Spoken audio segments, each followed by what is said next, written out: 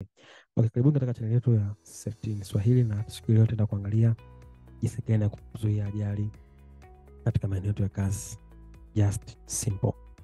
Kitu cha kwanza kuzingatia kabisa ili kuweza kuzuia ajali katika maeneo yetu ya kazi, cha kwanza ni kufanya risk assessment na hazard identification. Ni kitu cha muhimu sana. Kama tunavyoelewa, kitu cha kwanza kabisa unapokuwa unaandaa site yako au una kazi eneo lako la kazi mpya au una safety officer umepewa jukumu kusomea usalama, kitu cha kwanza lazima ufanye risk assessment ya eneo ya kazi zote ambazo zinafanyika katika eneo lako la kazi. Ni muhimu sana kwa sababu hii ndio itakusaidia kutambua je, ni vihatarishi gani ambavyo vinaweza vikapelekea au vinaweza vikasababisha ajali na kuleta madhara kwa wafanyakazi waliopo katika ile eneo la kazi. Kwa kitu cha kwanza cha kuzingatia ni kufanya risk assessment. Kwa lazima ufanye risk assessment ili uweze kutambua vile vihatarishi ambavyo vinaweza vikasababisha madhara kwa wafanyakazi. Kwa lazima uangalie risk assessment kwenye vifaa ambavyo vipo, kama unatumia bulldozer au unatumia mashine kubwa, kama unatumia chemical na mazingira yote kwa ujumla. Kwa lazima ufanye risk assessment ya kila kitu ambacho kinafanyika katika eneo lako la kazi. Na kuna mbinu nyingi sana za kuweza kutambua vihatarishi katika eneo la kazi. Cha kwanza ni kufanya inspection. Kupitia inspection unaweza kutambua ni vihatarishi gani ambavyo vipo katika eneo lako la kazi na namna gani unaweza kuvikabili. Na pia njia nyingine ni kufanya job safety analysis. Nadhani tunafahamu wote. Ukifanya job safety analysis kwa kazi zile ambazo ni high risk task au ni non routine task, inaweza ikakusaidia wewe kutambua vihatarishi ambavyo vipo katika hiyo kazi ambayo kufanyika. Na kingine pia kuwahusisha wafanyakazi, sababu wafanyakazi ndio wanafanya kazi, ndio wanahusika direct katika hizo kazi.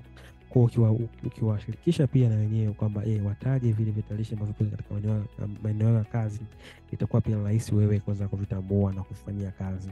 Kwa unapokuwa unafanya risk assessment, hakikisha kwamba una pay attention katika vitu katika zile 5 hazard categories ambapo ni physical hazard, lazima pay attention hapo. Chemical hazard, kama kuna chemical ambazo tunazitumia, exposure yake na toxic substances zake ambazo zipo.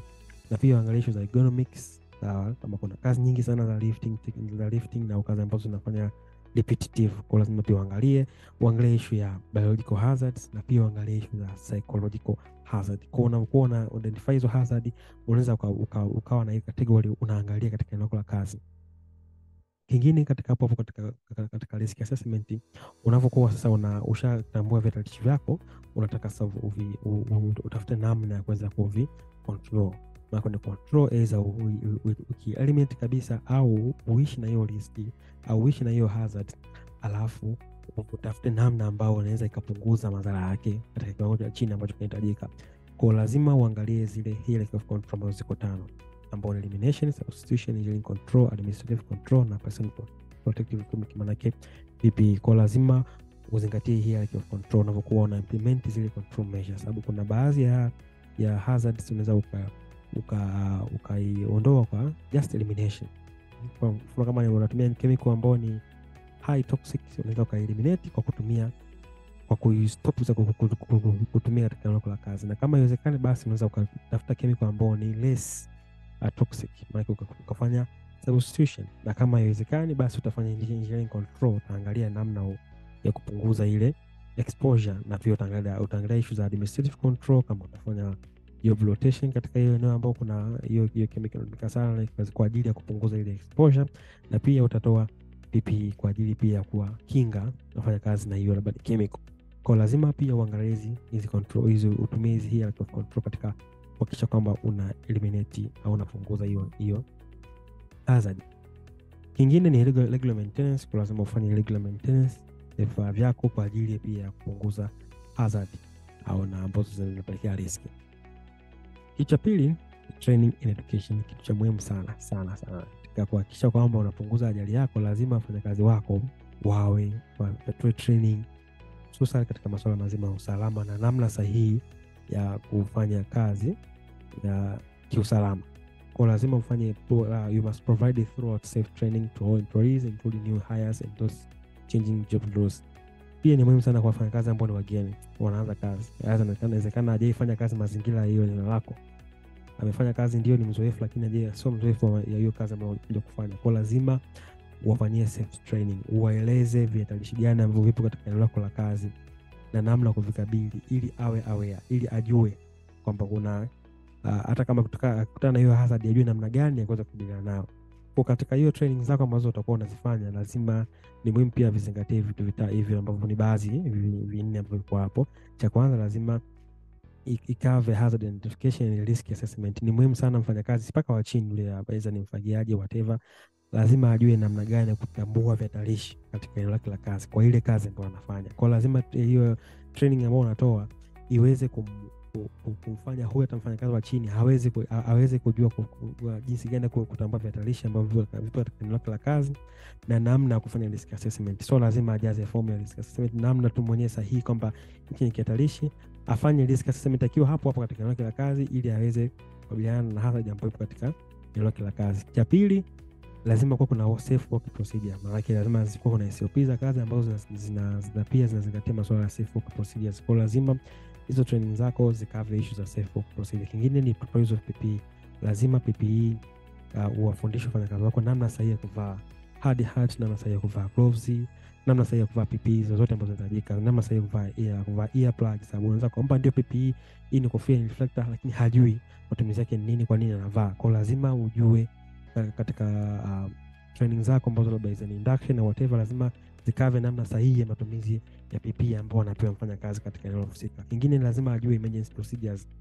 Inapokuwa inatokea dharura, ni hatua gani ambazo atakuwa afuate. Anaposikia labda kuna king'ola cha emergency, kuna king'ola, lazima afahamu hichi king'ola je ni cha moto, hichi king'ola labda ni chemical imeliki.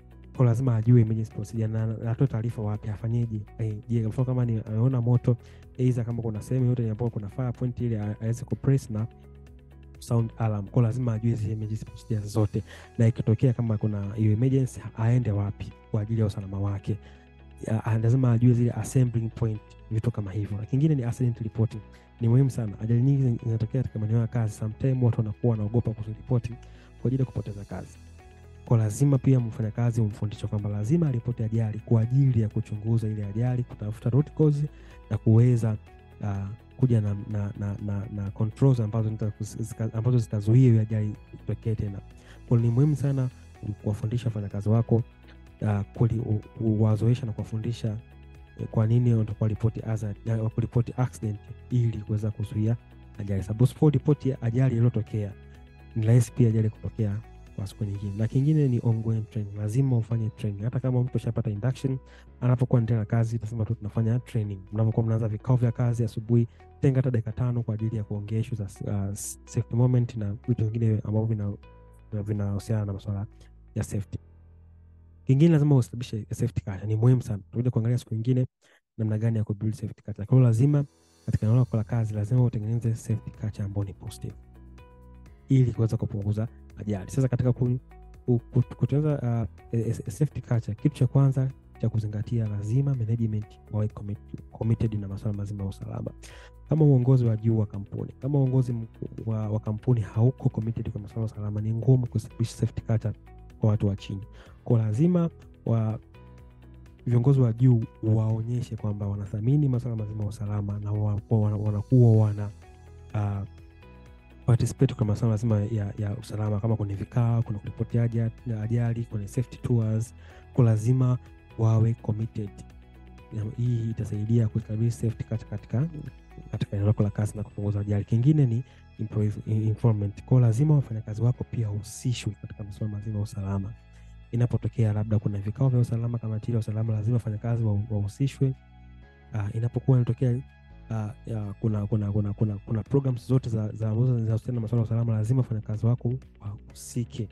Kwa hii itasaidia wafanyakazi kuonekana kama wanathaminiwa na watajihusisha zaidi katika masuala mazima ya kuripoti hazards na vitu vingine. Kwa ni muhimu sana wafanyakazi wawepo katika maamuzi, katika kutoa pia maamuzi, kujadili katika kutoa maamuzi katika masuala mazima ya nini ya usalama. Kingine ni open communication. Lazima kuwa kuna open communication, kwamba mfanyakazi ana feel free kuripoti vihatarishi, ana feel free kuripoti hazard bila uoga wowote. Kwa lazima kuwa kuna open communication ambayo itasaidia kwamba kila mfanyakazi anakuwa open.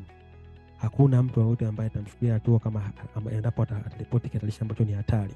Kwa lazima kuwa kuna clear reporting, clear open communication. Kingine ni positive reinforcement, kwamba Mfanyakazi anapokuwa anafanya vizuri katika masuala ya mazima ya usalama, awe rewarded au awe recognized. Inasaidia pia kwa mwingine pia hafanye vizuri, ili ajue kwamba ipo siku mimi nitakuwa rewarded na nitakuwa recognized. Kwa hii pia itasaidia safety factor. Kwa itasaidia wafanyakazi wengi kuripoti vihatarishi. Mfano kama labda mnaweka program, labda mtu yote ambaye anaripoti vihatarishi kwa wingi na kuvifunga anapata labda zawadi fulani.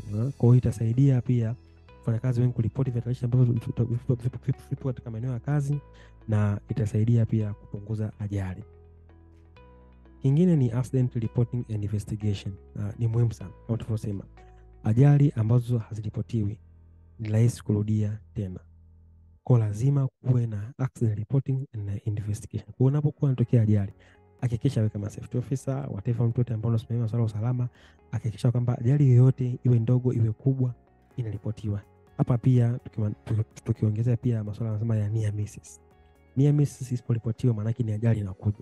Kwa near misses zote na accident zote ambazo zinatokea katika eneo la kazi, hakikisha kwamba zinakuwa reported. Reported maana yake una lazima ujengee mfumo au ujengee namna wafanyakazi wako wawe huru kuripoti ajali hata kama ni ndogo, ili kuweza kutafuta root cause ile ajali na kuja na preventive measure ambazo zinaweza zitazuia kutokea kwa ajali ile. Maana yake inapokuwa inatokea ajali katika eneo la kazi, maana yake kuna sehemu katika mfumo wako wa mzima wa usalama, inapotokea ajali katika eneo lako, maana yake kuna weakness katika mfumo wako mzima wa usalama eneo lako la kazi. Kwa hiyo lazima kufanya uchunguzi ili kuweza kutafuta ile weakness au kutafuta ile root cause katika ambayo ilipelekea ajali.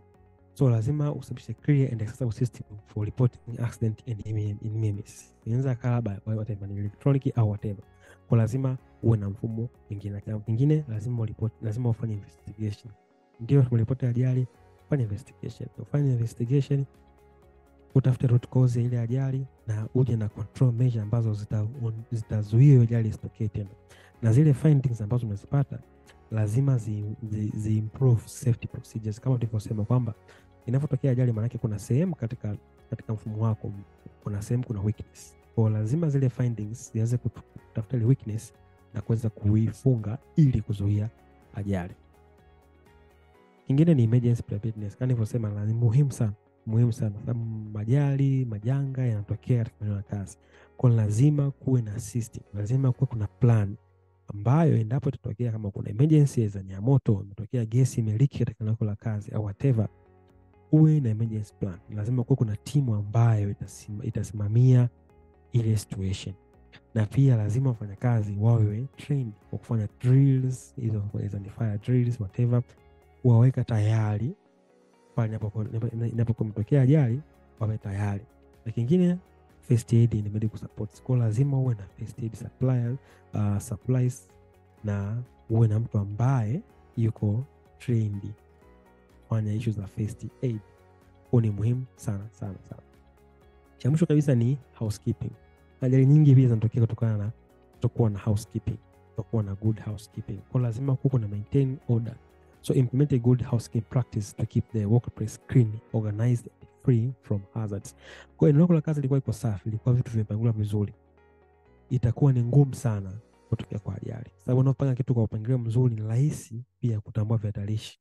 Lakini kama kwa hakuna mpangilio mzuri wa kazi, ni rahisi pia vihatarishi ni ngumu pia kuona vihatarishi ambavyo vipo katika eneo la kazi. Kwa lazima ufanye regular cleaning and clearing of work areas. Umekuja kazini, umeanza kazi katika eneo la kazi, umelikuta safi. Jiona umaliza kazi, hakikisha eneo lako pia unaliacha kama ulilikuta safi na unaliacha likiwa safi. Sio unafanya kazi unaacha machafu hapo, unaacha spare hapo, unaacha vitendea kazi lako hapo, inakuwa sio salama. Kingine ni properly storing material and equipment. Kwa lazima material yapangwe katika namna nzuri. Kama ni kuna mashine katika eneo la kazi, hakikisha baada ya kazi zinazimwa kila kitu. Kama kuna mashine makubwa kama ni bulldozer, zile large equipments, hakikisha zinapangwa mbali na gari zingine ndogo. Kingine labda ni na kumetokea labda kuna spill yoyote, hakikisha inafutwa haraka iwezekanavyo, sababu inaweza pia kusababisha ajali, inaweza ikatengeneza mazingira hatarishi. Inapotokea kuna spills, hizo ni chemical, inaweza kusababisha toxic fumes ambazo zinaweza zikapelekea madhara kwa watu, au kuna spills au inaweza ikatengeneza mazingira ambayo mtu anaweza kufanyaje akateleza. Kwa ukizingatia hivi vitu vitano ambavyo tumeongea, utaweza kusaidia kupunguza ajali katika eneo lako. Asanteni.